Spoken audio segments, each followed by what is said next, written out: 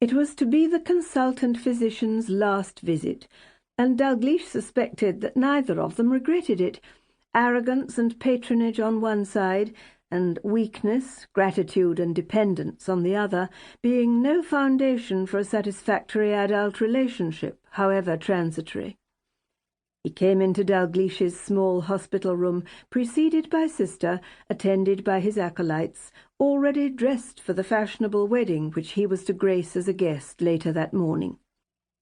He could have been the bridegroom, except that he sported a red rose instead of the customary carnation. Both he and the flower looked as if they had been bought and burnished to a peak of artificial perfection, gift-wrapped in invisible foil, and immune to the chance winds, frosts, and ungentle fingers which could mar more vulnerable perfections. As a final touch, he and the flower had both been lightly sprayed with an expensive scent, presumably an after-shave lotion. Dalgliesh could detect it above the hospital smell of cabbage and ether to which his nose had become so inured during the past weeks that it now hardly registered on the senses. The attendant medical students grouped themselves round the bed. With their long hair and short white coats, they looked like a gaggle of slightly disreputable bridesmaids. Dalgliesh was stripped by Sister's skilled impersonal hands for yet another examination. The stethoscope moved, a cold disc, over his chest and back. This last examination was a formality, but the physician was, as always, thorough. Nothing he did was perfunctory. If on this occasion his original diagnosis had been wrong, his self-esteem was too secure for him to feel the need for more than a token excuse. He straightened up and said, "We've had the most recent path report, and I think we can be certain now that we've got it right. The cytology was always obscure, of course, and the diagnosis was complicated by the pneumonia. But it isn't acute leukemia. It isn't any type of leukemia. What you're recovering from, happily, is an atypical mononucleosis. I congratulate you, Commander. You had us worried." "I had you interested. You had me worried. When can I leave here?" The great man laughed and smiled at his retinue, inviting them to share his indulgence at yet one more example of the ingratitude of convalescence. Dalgliesh said quickly, "I expect you'll be wanting the bed." "We always want more beds than we can get, but there's no great hurry. You've a long way to go yet. Still, we'll see. We'll see."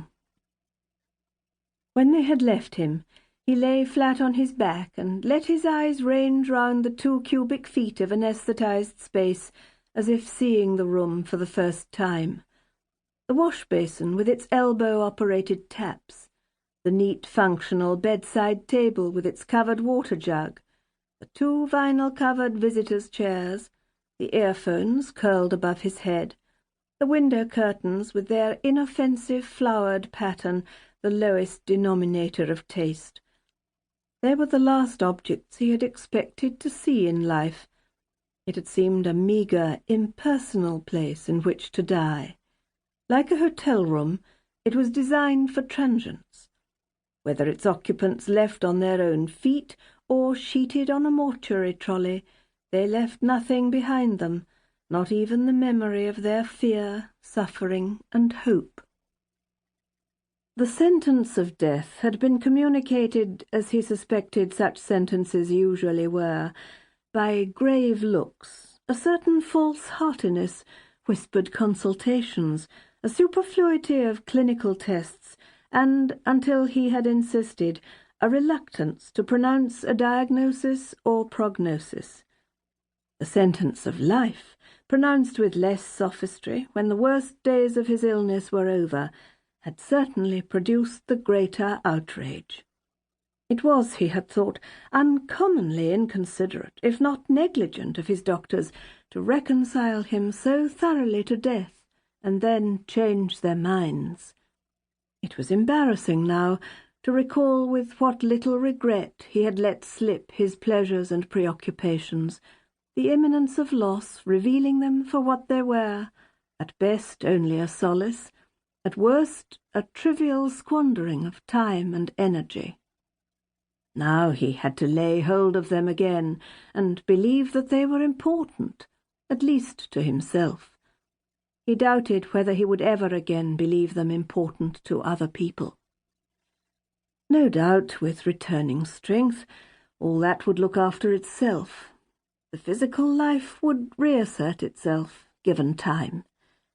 He would reconcile himself to living, since there was no alternative, and this perverse fit of resentment and accidie, conveniently put down to weakness, would come to believe that he had had a lucky escape.